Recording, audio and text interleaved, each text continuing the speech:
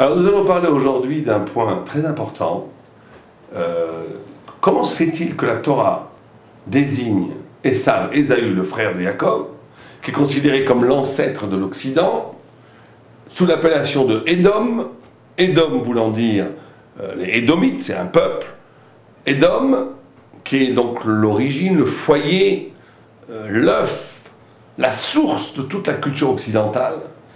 Et Édom, il y a plusieurs raisons pour lesquelles Ésaü est appelé Édom. Une des raisons, c'est parce qu'il est né rouge. Une deuxième raison, c'est parce qu'il est digne, il est la loi, il est sanguinaire, il aime la guerre.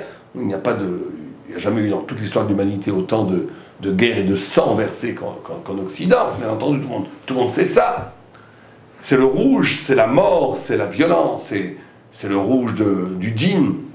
Mais la Torah nous dit aussi qu'il s'appelle Édom parce qu'il a mangé des lentilles rouges que lui aurait préparé Jacob l'heure de la vente du droit d'aînesse. Et là on se demande, normalement le nom est toujours, le Gilug Milta est toujours la révélation de quelque chose de profond, d'intime, d'une identité secrète. Le nom est toujours la révélation de l'essence de la personne. Ce n'est jamais lié à quelque chose d'anecdotique, du fait qu'il a acheté des lentilles rouges. Par exemple, s'il avait vendu son droit d'aînesse contre des lentilles vertes, on l'aurait appelé Yarok, ou s'il avait vendu contre du riz au curry, on l'aurait appelé le jaune, Tsarov, c'est impensable. Donc il faut trouver en quoi il y a un lien ontologique, un lien essentiel entre le rouge, la couleur rouge, communiste, la couleur du sang, et les lentilles, et la civilisation occidentale, et ça dans lequel nous sommes en exil depuis plus de 2000 ans. Alors c'est comme ça. C'est que le rouge est par définition la couleur la plus vive qui attire le plus l'œil. Dans les corridas, vous affolez un chiffon rouge face à un taureau, il fonce, on pourrait le faire avec un chiffon violet ou un chiffon jaune, mais tout le monde utilise le rouge parce qu'il allume, il attire le regard. Et donc on nous dit par là que Édom, comme civilisation, on parle ici, on va pas cacher les mots, on parle de la civilisation occidentale, dans laquelle on vit, le christianisme, la civilisation occidentale, dans laquelle on vit depuis 2000 ans. C'est une civilisation qui essentiellement est basée sur un rapport au monde où ce qui est primordial, c'est la couleur. C'est-à-dire un rapport au monde où je veux les lentilles, pas parce qu'elles sont lentilles, mais parce qu'elles sont rouges. C'est ce que dit le Maharal de Prague. Il le dit au XVe siècle, qui est assez extraordinaire, parce qu'au XVe siècle encore, ça pouvait faire illusion. Alors qu'aujourd'hui, c'est une évidence. Toute la civilisation occidentale, qui a débordé d'ailleurs en Orient, en Chine, au Japon, partout, est basée sur la notion du périphérique, sur la notion, c'est une civilisation publicitaire, d'écran solaire, d'écran lumineux. C'est une civilisation où la chose elle-même n'a plus aucune importance pratiquement. Ce qui est essentiel, c'est la couleur, c'est sa peau, sa surface, la luminosité de son attrait. Comment le rapport au monde est essentiellement basé sur un rapport de l'extériorité, ce qu'on appelle la Hitzonut. Donc on nous dit, et on va voir que c'est juste la première marche d'un mouvement intellectuel qui est très profond pour faire le Maharal de Prague. C'est qu'essentiellement on nous dit pourquoi Ésaü, l'Occident s'appelle Édom, pas parce qu'il a mangé des lentilles rouges, parce que justement il a vendu le droit d'aînesse, il a vendu son âme. Il a vendu son âme pour recevoir en échange la superficialité, qui est caractérisée par la couleur vive qu'est le rouge, qui est caractérisée par un rapport aux choses, où ce qui est important dans la chose, ce n'est pas l'essence de la chose, c'est son aspect. Comment il attire l'œil, comment il fascine, la fascination de l'extériorité. Vous savez que ça va très loin, parce qu'il va y avoir trois implications. Et pourquoi je parle de l'Occident, pourquoi je parle de Essa, pourquoi je parle de Édom? C'est parce que malheureusement, nous les Juifs, nous sommes baignés par ce système, et certains succombent, et nous succombons tous. Et nous sommes tous victimes de cette, non pas idéologie, on va dire, de ce dispositif esthétique et philosophique qui détruit notre pensée. Et donc, il y a trois implications fondamentales. La première, c'est que si quelqu'un, et comprenons bien ça, pourquoi quelqu'un serait intéressé par la superficialité? Pourquoi quelqu'un ne serait pas intéressé par l'essence des choses? Pourquoi est-ce que je désirerais plus le rouge d'une lentille que la lentille elle-même?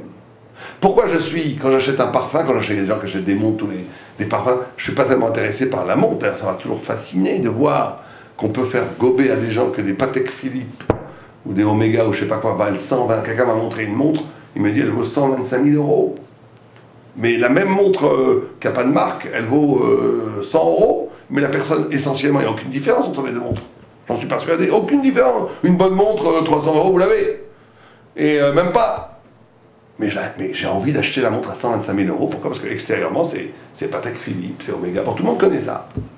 Mais bon, d'accord, on dit c'est la superficialité, on veut acheter ce que tout le monde désire. Ça existe. Il y a, vous savez, des théories qui disent qu'une société est basée sur la concurrence de la jalousie du désir. Je désire toujours ce qu'un autre désire. Je ne désire pas ce que moi je désire, parce que je ne sais pas ce que je désire, mais puisque tout le monde désire la Ferrari, je désire la Ferrari. C'est une sorte de transfert de désir, comme ça. Bon. Ce qui est absolument ridicule, mais après moi, ça va beaucoup plus, c'est beaucoup plus profond que ça. Ça, c'est ce que disent les sociologues, ceux qui sont intéressés peuvent lire des livres, la sorte que le désir serait toujours une reconduction du désir des autres. Bon, peut-être. Sûrement qu'il y a du vrai là-dedans. Mais on va dire ce que la Torah, elle dit. Une chose extraordinaire. Elle dit, quand j'ai un rapport à l'extériorité, ça me permet d'être seul avec moi-même, de ne jamais vivre en confrontation avec l'autre. Vous comprenez ce que ça veut dire? Ça veut dire que si je ne désire pas la lentille, mais le rouge de la lentille. Si je désire la lentille, je suis obligé de me confronter au monde, à la réalité de la lentille. Donc sortir de ma coquille, sortir de moi-même, être en harmonie avec une altérité, quelque chose qui n'est pas moi. Alors que la magie, la fascination de la publicité, de l'extériorité, de la couleur, de ce qui est à la surface de la peau, de l'artificiel, c'est qu'il n'engage à rien. C'est qu'il n'est qu'une pure récupération de la jouissance extérieure, vécue dans la solitude de mon égoïsme. Et donc il faut bien comprendre que la civilisation occidentale a inauguré une civilisation où la superficialité est essentielle. Elle est tellement essentielle qu'une fois un très grand arabe disait que si on abolissait la publicité et qu'on ne vendait plus que les choses utiles dans le monde, eh ben, il y aurait une crise économique telle que tout le monde mourrait de faim. C'est-à-dire que la superficialité, elle est devenue tellement importante qu'elle est une part tellement essentielle de l'économie qu'elle permet aux gens de manger le riz, le pain et le chocolat. Mais si on arrêtait tout ça, tout sombrerait dans une crise économique d'une ampleur telle que ce serait la famine universelle. Ce qui est incroyable. C'est-à-dire qu'aujourd'hui, notre système économique, il est basé tellement sur le mensonge que si des gens faisaient tchouva et tout le monde revenait à la vérité et n'achetait que ce dont ils avaient besoin, vraiment, manger, dormir, des choses, sans toutes les bêtises, les extériorités, les publicités, tout ce qu'on nous fait acheter qui n'a aucun sens réel, eh ben, ça serait la fin du monde. Donc on a construit non plus une civilisation, parce que maintenant c'est mondial, c'est universel, à part peut-être en Afrique, dans certaines tribus qui vivent dans la forêt en Amazonie, peut-être et encore, je ne suis même pas sûr. Donc le monde est basé sur ce mensonge. Mais il est basé sur le mensonge, c'est pas juste un effet économique, les gens ils achètent des superficialités qui fait tourner la machine, l'industrie qui fait que le monde vit autour de la publicité, des bêtises et tout. Et ça fait bon. Et la publicité fait vivre les médias, et les médias reconduisent la superficialité, etc. C'est toute une immense machine de mensonges qui permet que le monde va comme il va. C'est pas juste un système économique, c'est un système qui façonne une identité humaine où chacun est seul, confronté à son propre désir, à ses propres fantasmes, sans aucun rapport réel au monde. On est coupé du monde. C'est la première implication. Deuxième implication, c'est le rapport à la vérité. Il n'y a plus de vérité.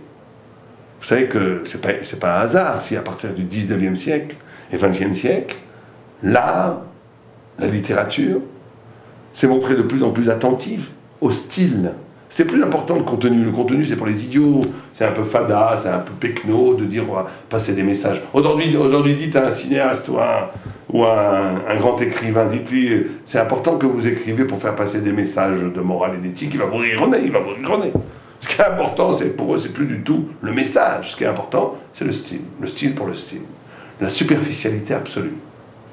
Le style, c'est la seule chose qui les intéresse. Aussi bien dans l'art, où il n'y a plus de motifs.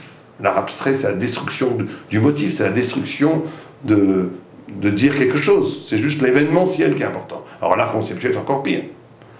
On arrive, il n'y a plus du tout d'objet artistique, il n'y a plus qu'une démarche. Je mets une vache au milieu d'une poubelle et un crocodile au-dessus, voilà, c'est de l'art. On peut faire n'importe quoi, c'est de l'art.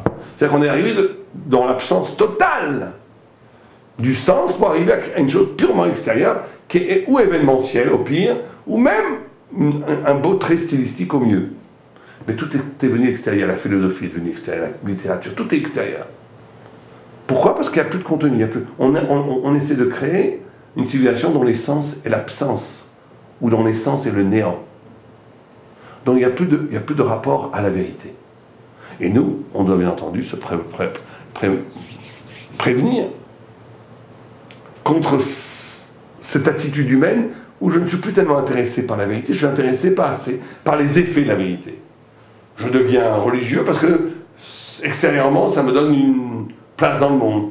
J'étudie la Torah pour apprendre, pour superficiellement être quelqu'un qui connaît. Il n'y a plus de recherche de la vérité. Et ça, c'est le pire des drames. Parce qu'on est coupé de l'essence, on est coupé de la vérité. On n'est que dans la superficialité des choses. Donc, première chose, incidence sur le rapport au monde. Chacun est seul dans son désir. Il n'y a plus de rapport à l'altérité, de coupure. Et donc, il n'y a plus de rapport à Dieu, parce que je suis toujours seul. Deuxièmement, il n'y a plus de rapport à la vérité. C'est un rapport juste hostile. Et troisièmement, c'est pas moins important. C'est pas moins important. C'est que ce rapport au rouge, à l'apparence, fait que je bâtis de fausses vies. Je vais me marier, plus tellement parce que fondamentalement la personne correspond à mon destin, à mon zivoug, à ce pourquoi j'ai été créé. On n'a plus de projet. Je me marie parce que ça correspond à mes fantasmes. Je fais des choix de professionnels, pas tellement parce que ça répond à une vocation intérieure, parce que ça répond à une étiquette sociale extérieure qui fait que c'est bien de faire ça. Donc les vies elles-mêmes sont arrachées à leur essence. Chacun vit une vie complètement superficielle à côté de son existence. Et donc ces trois pièges dans lesquels l'homme tombe dans la société occidentale, le juif authentique, qui étudie la Gemara, qui étudie le Moussar, qui bâtit un rapport de profondeur, de vérité avec la vérité, il se doit de les exploser et d'arriver à un rapport où le rouge, la pellicule extérieure, n'a plus aucune importance. Il voit la profondeur des choses. Le tzaddik est celui qui est capable toujours de voir la racine, la profondeur d'une question qu'on lui pose, par exemple. Il est toujours capable de voir au-delà des symptômes. Pourquoi une personne se conduit comme ça? Il voit la raison profonde des choses. Il est en connexion avec la vérité. Et quand on est en connexion avec la vérité, avec le monde, on est obligé de se dénucléariser, de sortir de soi-même. On est obligé d'avoir une ouverture spirituelle qui nous rend Eved Hashem, qui nous rend esclaves de Dieu, qui nous rend attentifs à l'infini. Et c'est ça être juif. Alava Eleno.